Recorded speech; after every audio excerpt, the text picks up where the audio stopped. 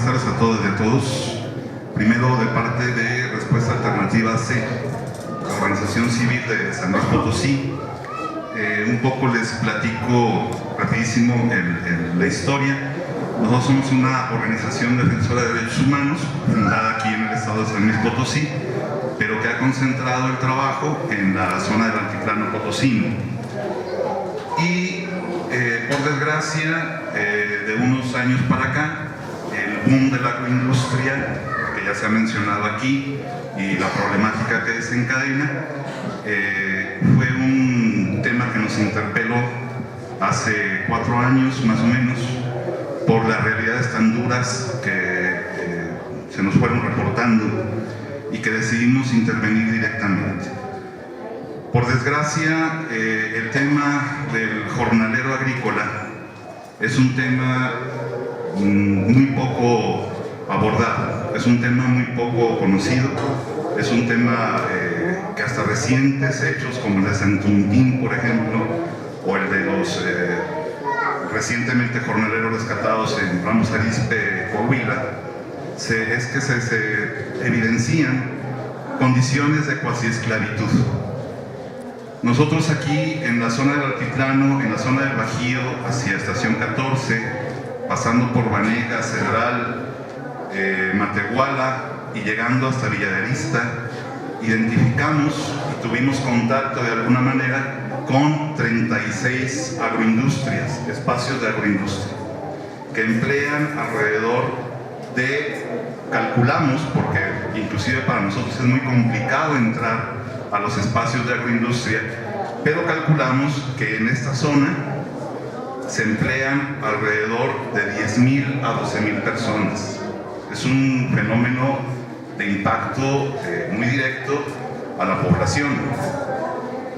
Pero estamos hablando que a nivel nacional el jornalero agrícola, que sufre condiciones de cuasi esclavitud, como ya dije, estamos hablando de casi 2-3 millones de personas.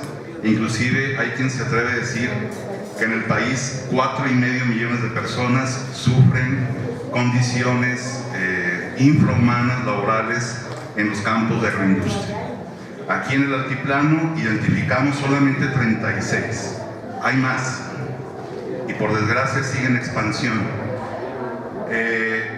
Nosotros, por ejemplo, la forma en que llegamos y tratamos de hacer evidente esta realidad, pues fue con el contacto directo con el trabajador. Nos dimos cuenta de muchas realidades muy duras.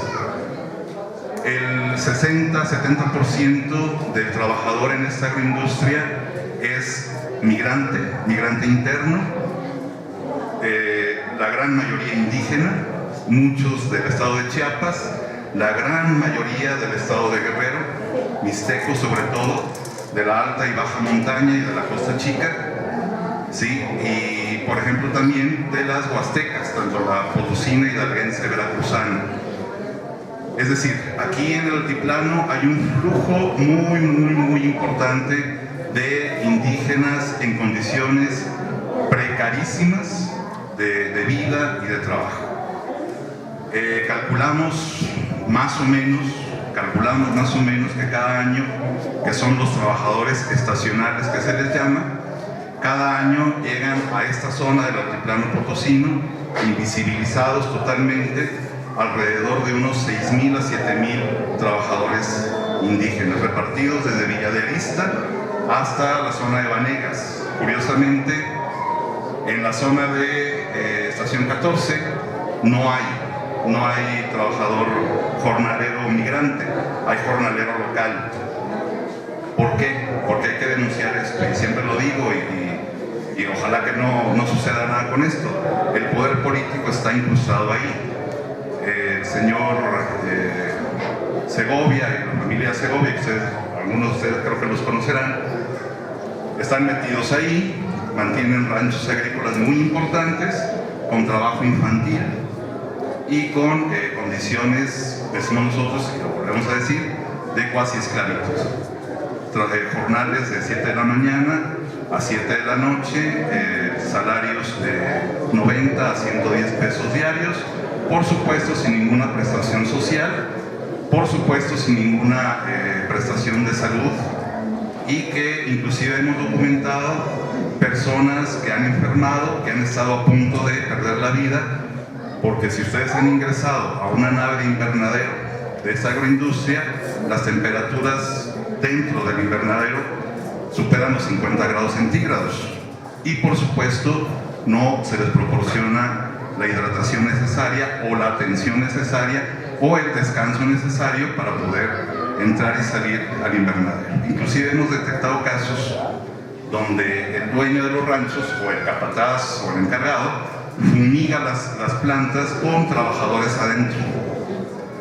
A este punto llegan, y con menores adentro de las naves. Hemos llegado a identificar esos casos. Las violaciones son variopintas, van desde el trabajo infantil, el trabajo cuasi esclavo. No se les permite comunicación a los trabajadores con el exterior, ¿sí? Hubo casos en que hemos tenido que ir por el trabajador, rescatarlo con su familia y colocar denuncias. Por supuesto que el Estado, después de 4 años, no ha hecho absolutamente nada en relación a mejorar o a implementar condiciones que permitan a los trabajadores tener mejores situaciones laborales. Esto no lo ha habido. 4 años hemos insistido con el gobierno federal, hemos insistido con el gobierno estatal, con los municipales, y absolutamente creo y me atrevo a decir que cambios sustanciales no ha habido.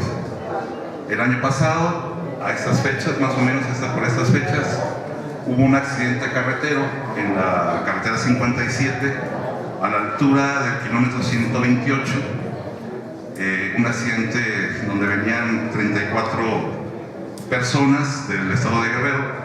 Esta camioneta se vuelca, hay 2 muertos ahí, 2 menores muertos en ese momento y un adulto que muere posteriormente en el hospital.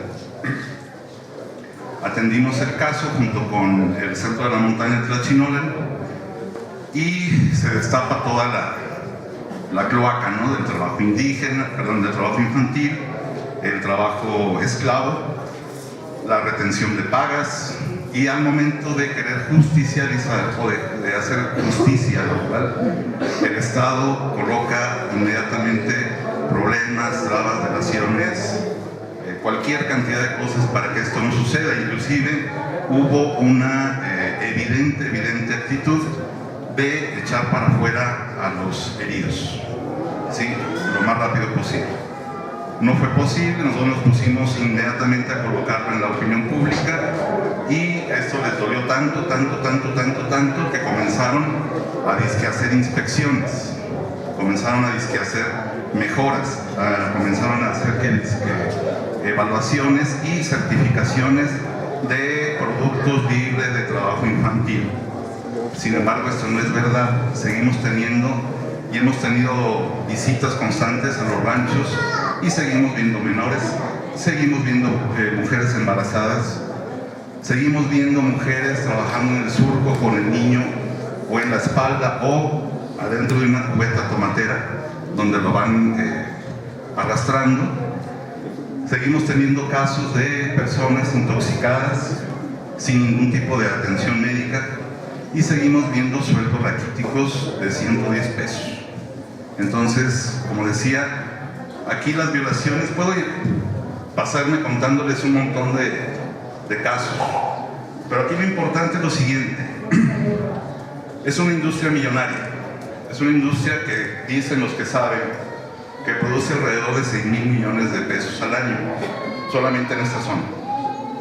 Es una industria que el 90% de su producción se exporta a Estados Unidos. Es una industria que se dice orgánica, sin embargo no le proporciona al trabajador ni siquiera una letrina donde hacer sus necesidades. Ya se imaginan lo orgánico que puede ser eso, ¿sí? Por tanto, es una simulación, es todo simulación. Y lo que nos hemos también dado, por desgracia, cuenta, es que el Estado de por sí mismo no tiene ninguna voluntad de arreglar o de proporcionar condiciones. Nosotros hemos tenido un año insistiendo en que se coloquen mesas de diálogo interinstitucionales con sociedad civil inclusive con representación de los trabajadores, y esto no ha sucedido, no han querido. Hemos insistido en que vengan a la zona, que las mesas se instalen en la zona, no han querido hacerlo. ¿Por qué? Por distintos factores, pero primero porque la industria es muy jugosa, con una inversión mínima, la mano de obra por desgracia es barata y desechable y por supuesto reciclable, y intereses políticos y gente que está en el poder económico y político mancuernados, y posiblemente el crimen organizado esté metido en esta industria que produce mucho y produce muchas ganancias y a costos muy bajos. Esa es la tragedia de mucha de la gente que trabaja y que viene a trabajar por esta zona. Muchas gracias.